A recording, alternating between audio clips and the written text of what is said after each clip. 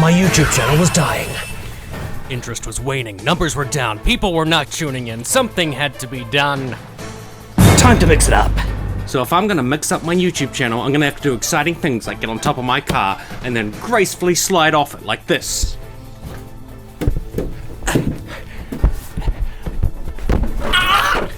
Ow! Ow! Ow! My leg! Oh, the bone! Oh God! Oh, don't move! Oh, help me! Do things that will excite the audience.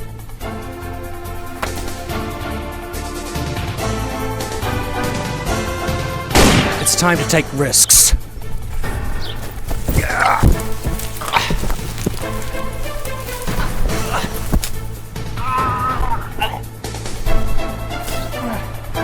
I think it's time to rev up this YouTube channel. This is electric. And I don't have a cable right now, but let's pretend. Yeah! So revved up. Shit. So allow me, Tim, the Demotivator, take you on a magical journey. I had nothing to transition to. And enlighten you about a political idea so interesting that I decided to make a video about it. Let's do it.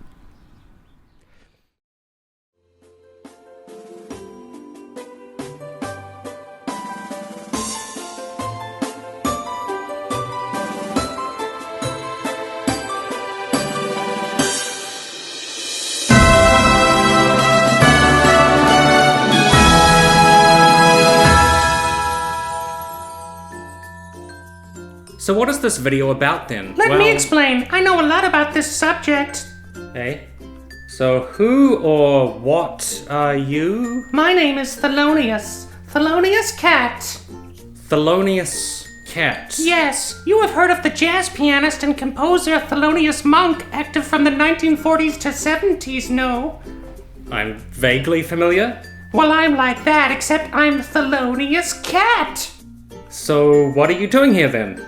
The term reactionary was first used in a political sense in regards to the French right wing in opposition to the French Revolution, roughly in the period of 1789 to 1799. It denoted somebody reacting to change as unwelcome and a desire to return to the prior established order. I see. I'm not done!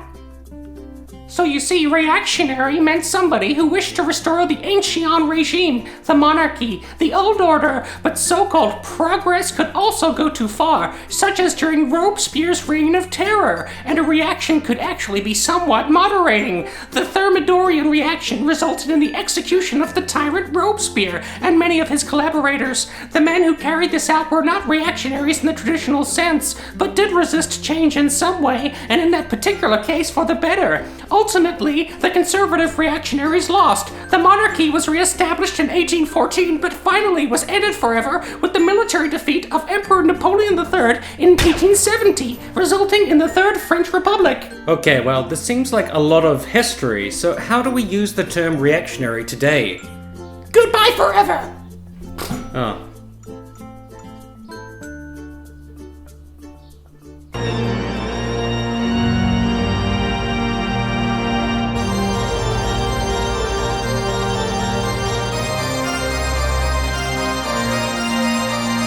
Oh, hey folks, how's it going? You just caught me here in my lab. My name is Otto von Science Steinerberger, and I'm a scientist. My qualifications are, well, let's talk about that some other time. Now, I don't know too much about politics, but I do know about facts and all that. I was looking through my Twitter feed, boys and girls, and I couldn't help but come across this tweet by political commentator and very intelligent man, Dave Rubin. I quite like their new term, reactionary right. It's a signal that calling everyone far right and alt-right doesn't work anymore. Plus, being reactionary is good. When you see something wrong, you take it upon yourself to do something about it. I'm reactionary about freedom. As a scientist, I didn't really know what this meant, but I thought, hey, let's test it scientifically. Reactionary right, is that a good thing? Well, allow me to demonstrate using science. And there's a fucking fly in here making a buzzing noise. Now, I know you may be thinking, is reactionary right a new term? Is reactionary a new term? There's a couple of ways of looking at that. We could look at it historically, or through science. As a scientist, I think I'm better placed to test the hypothesis scientifically. But we'll do history and science in this video. Before we do anything, it's useful to illustrate things using a scientific experiment. For this experiment, all we need is a measuring cup and a simple beer. Look at the science of opening it. All of the gas comes out. What happens if we take the beer and pour it into this measuring cup? Let's take a look. We can see that the gravity going up and down in the mug with the physics makes it very, very foamy. Much like politics falls from a great height with physics and gets foamy, so does the beer. We can see that the scientific properties of the beer are changing before our very eyes. Now that would be the opposite of a political reactionary, who would want to remain in the same beer state and not be jumbled around in the measuring cup. This beer is reacting negatively to falling. So that's simple science. However, what happens if I take the beer and pour it over my head? We can see that the beer is getting all over me and running down everywhere, and it's fucking cold and it's freezing, and now I'm covered in beer. It's a changing state, and a reactionary would say, I don't want beer to be like this. I just want it to be normal, because this is just too radical. You know what I mean? So we can see that science can explain a lot about being a reactionary. Now, let's take a look at the history.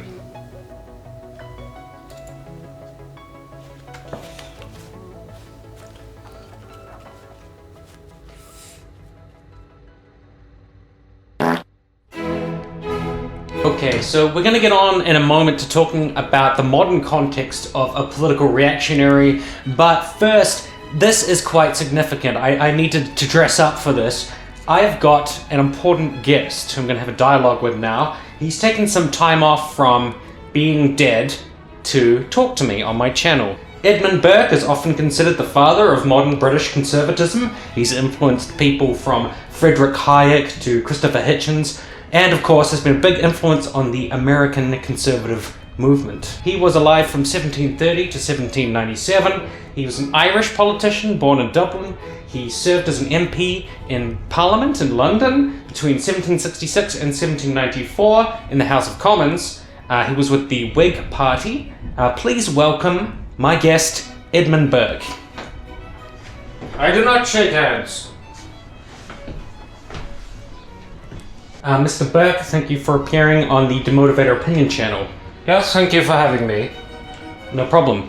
So, you were a member of the Whig Party. The Whig Party was famous for believing in the sovereignty and the power of Parliament over the monarchy, but I've heard that you had quite a complicated relationship with the idea of monarchy that was actually not in lockstep with other members of the Whig Party. So, what was that about? I was often a little bit out of sorts with my party in the Whig Party in the Parliament in London, because I did believe that tradition was very, very important, and I was a little bit frightened, I would say, of these revolutionaries. I could see it leading to a kind of tyranny. You know, it's good to have a mixture of things, to have kind of tradition of monarchy and then to also have the Parliament. You know, I never saw it as contradictory. Growing up in Ireland, I always thought that.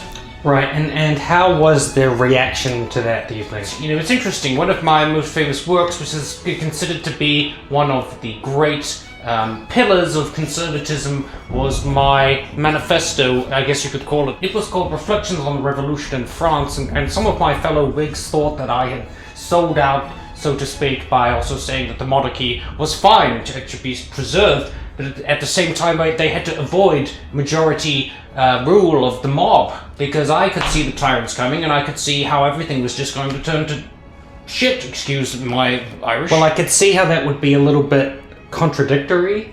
You know, the Whig idea that Parliament was the supreme force, and then also including monarchy in the that. Monarchy, I think, should not have the absolute rule. The Parliament should be included in that, but it's good to have that kind of tradition and something that anchors people. You know, in my my pamphlet, that's what it was, I wrote this quote: "A spirit of innovation is generally the result of a selfish temper and confined views. People will not look forward to posterity who never look backward to their ancestors. You just reading that from Wikipedia.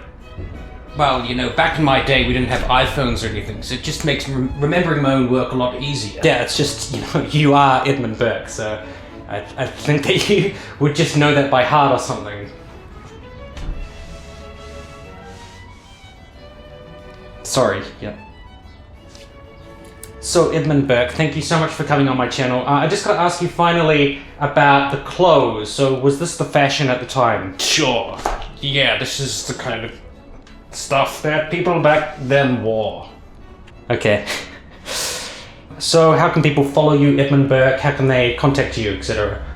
Well, I'm dead, so I don't have a Twitter or Facebook or email or anything like that, so you just have to come to my grave and pay your respects. Yeah, good point. That must make keeping up with people a little tricky. Well, apparently I'm buried in St. Mary and All Saints Churchyard, Beaconsfield, South Bucks District, Buckinghamshire, England.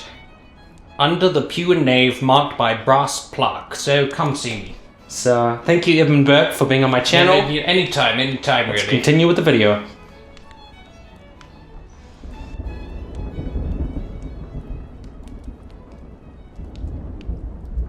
Okay folks, before we continue with the video, here we are in the science lab. If you want to understand what a political reactionary is, first you're going to need to destroy an orange. Why? I'll explain after. Okay folks, so here are all the ingredients we're going to need. First an orange, then some hedge climbers, and that thing there. Now let's just pan across there. Oh, that's the stuff we need to do this. Now we're ready to do our experiment. First we get the orange. We put it here, we get the hedge climbers, and then go like this to cut it, and oh my, look at that, it's getting squishy.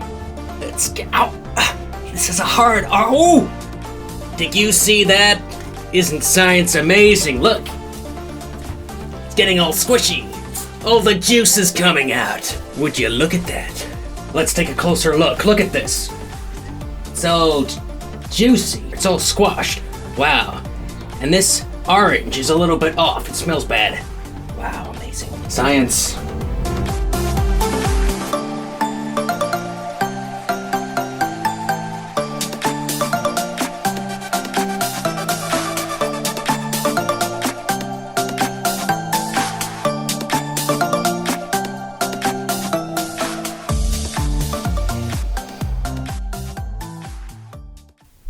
Hey guys, hey!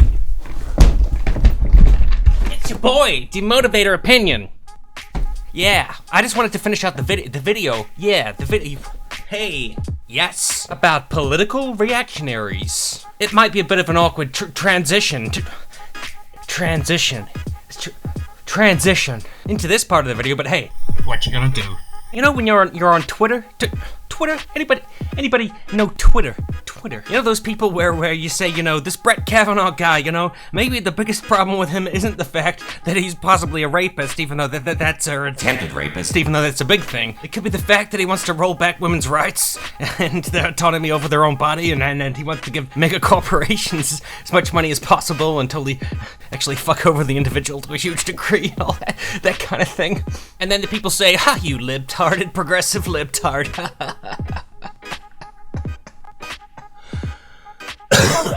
Those are today's modern reactionaries, the people who always side on the status quo, no matter what. The Bourbon Restoration was a small restoration of the monarchy in France. It was called the Chambla Introvable. I don't know how to speak French. And that wanted an absolute return in every possible way to the Ancien regime, to a time when the aristocracy ruled everything. And that was their super duper reaction to things changing.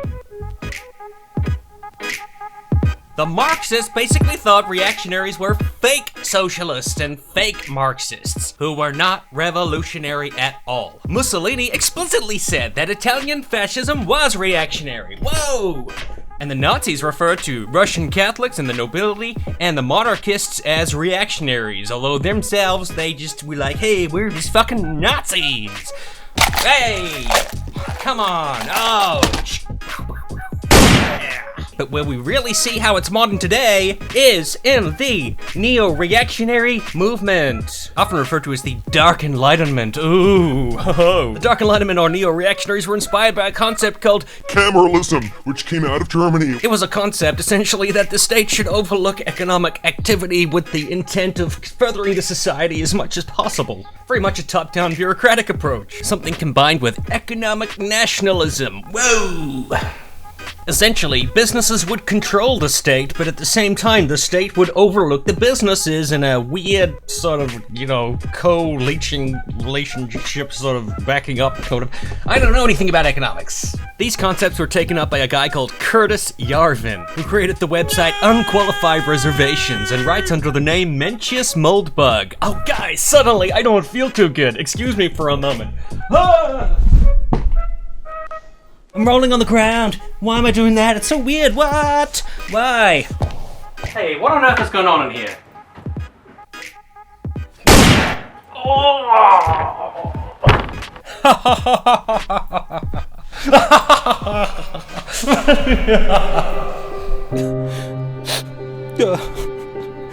I'm so sad.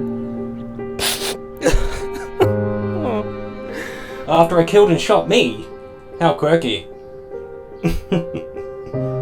Anyways, Moldbug's writing came to influence what is known as the Neo-Reactionary movement, and this movement really conformed to everything I've talked about so far in terms of what a reactionary is. Okay. The Daily Caller? That's a garbage source of information, Tim. True, but this particular article was actually quite interesting. The first thing a neo-reactionary does is jettison all egalitarian pretenses. One might find this surprisingly easy. Nature has no concern for equality. Humankind did not evolve in order to reach a classless utopia void of strife and conflict. If anything, humanity exemplifies every brutality of nature in the most subtle of fashions, and frequently the stability of a society is not merely compatible with, but may depend upon what modernists have deigned to call oppression. But to the neo-reactionary, this obfuscates the issue. If you destabilize society, you threaten all potential for human flourishing. In that light, learning how to endure is more important than rising up. The point here is less to justify inequality, but ask, since inequality is the way of nature, how might that inequality be made to work for us? Don't work against human nature. Seek to capture it in the service of the project of civilization. So there you have it, folks. Douchebag reactionary assholes are just concerned about keeping the status quo as it is, and centrists kinda help them out there by just being like, okay guys, there's good people on both sides, guys. I may be for a more liberal society and helping people and being a good person and, progressing and all that stuff. Who isn't? But I'm concerned about the left. We should kind of slow down here, guys. There's points on both sides. We could emphasize inequality, like the neo-reactionaries want to, or we could, try to help people, but, there's people yelling at universities and the loud noises. I don't like it. So, guys, let's just return to the status quo. I'm a centrist. Good job, guys. And these are the kinds of assholes you see on Twitter all the time. Whenever you give a single slightly progressive opinion, they're always like, slow down there, I don't know about that, giving people more rights, giving people services and stuff, having government actually work for people, I'm not sure about that. And other silly voices. Oh, isn't it quirky? So I'll see you reactionaries in the comments down below, oh, you libtard scum. Always talking about helping people. Inequality is the way of life. Hierarchy is the real thing, That's just science. Alright, goodbye.